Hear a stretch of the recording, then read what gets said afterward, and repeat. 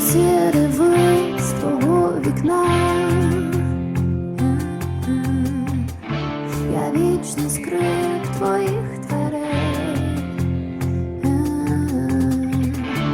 знаю лише я одна, кожного своя ціна.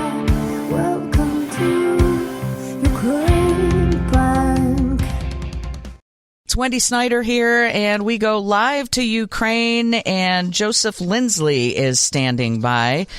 Good afternoon. How are you today, Joseph? Wendy, good afternoon from Lviv. A beautiful day, blue sky, about 70 degrees. And today is a holiday here, yesterday and today, called Zeleny Sviata, the Green Holidays. In the West, you would call that Pentecost, commemorating the Holy Spirit coming down to the apostles. Here in Ukraine, they merge ancient pagan traditions with 1,500 years of Christianity.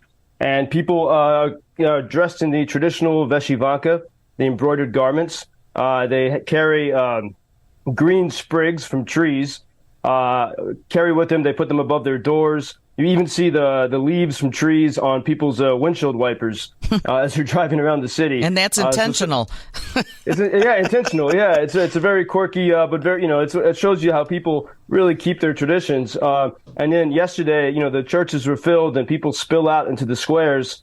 And they brought, there's speakers broadcasting the chants from the churches. Everyone's dressed up. The kids are running around. It really is a lovely scene. On the main boulevard, Svoboda Avenue, Freedom Avenue of Lviv, on Sunday afternoons, it's always only for pedestrians. And yesterday, it was so vibrant with the flowers in bloom. There was a group of probably about more than 24 people in their 70s, 80s, probably 90s, gathered around an accordion players singing traditional songs. On the same block, just a little ways down, there were young people with guitars and drums singing in Ukrainian. And so you just see this great, vibrant society. And I think in some ways it's a huge part of the Ukrainian story that's not really told because the foreign press, is not immersed in life here. And I think coming from our Western traditions, these things seem so peculiar. And so that maybe they don't notice these things, but how the way traditions are observed here. And even, for example, I have a friend who is a Muslim Crimean Tatar. She lives here in Lviv, and she was singing these traditional songs for this Christian holiday. And so there is this mutual respect within Ukraine for keeping these traditions alive. There's great vibrancy. And, as you walk around, you hear people, the way they greet each other, whether you're in a bar or a shop or a house, Dai Boja, which means may God grant. May God grant whatever you want. That's such a common greeting you hear. Yesterday, I was at a barbecue to celebrate the holiday. It was a peaceful day here and even in Kyiv. There had been alarms and attacks over the weekend, but you had this sort of pause yesterday. And I was in this garden, blue sky, perfect green grass.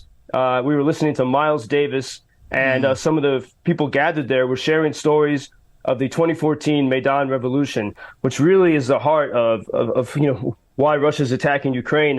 And it was just regular citizens were protesting in the streets, and the secret police started to shoot them. And that woke up the entire nation. Jeez. And so one of the people gathered at the little garden party yesterday said, old people, young people, men and women, they started to storm the headquarters of the secret police in all different cities throughout Ukraine. And so this one Ukrainian told me, he said, we couldn't believe it was working. There they were, in the third floor of the secret police building, the Berkut, and they won. I mean, because the people rose up and they did not back down. 100 of the protesters were killed. But it was from that moment when Ukraine began to reclaim an identity that had been ravaged during the times of the czars, the times of the Soviets, and to really go back to their tradition of freedom. And, there is no longer a secret police here. I mean, all that changed in 2014. And that's exactly what Russia has been trying to stop for 9 years, and now is doing so very aggressively. And another person at the gathering said, he was summing up the idea of Ukrainian freedom. It's words I cannot repeat on radio, but basically the idea is to leave us alone. But that doesn't mean alone in this, I think, rugged individualism that we have sort of in the American idea, but alone in our communities and in our villages and our families, because you don't see a lot of social isolation here. Especially I feel that during these holidays. And so today is the Zeleny holidays, the green holidays here in Ukraine.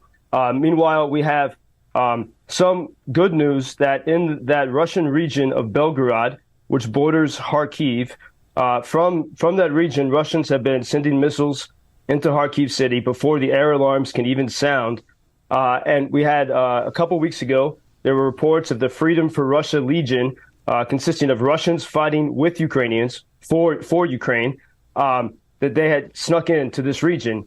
Well, now we have reports that the Russian Volunteer Corps, the Freedom for Russia Legion, and a Polish volunteer corps consisting of Poles but people from all around the world who've been fighting with Ukraine have pushed again into this Russian region.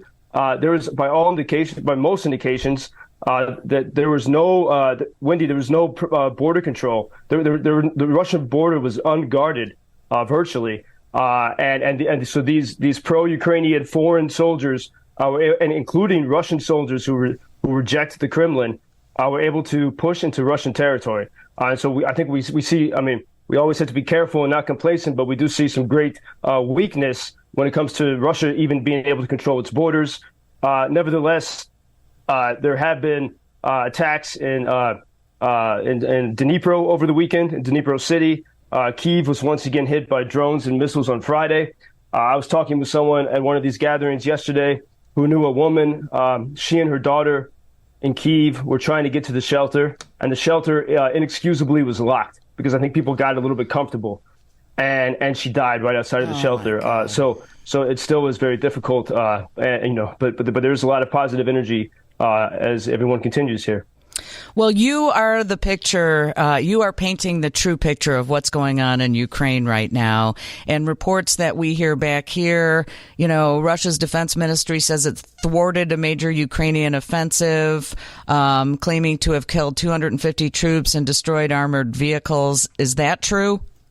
I don't know. And, it's possible that there could be, if Russia makes an announcement like that, there could be some kernel of truth to it. These are things that Ukraine, as the underdog, has to keep secret.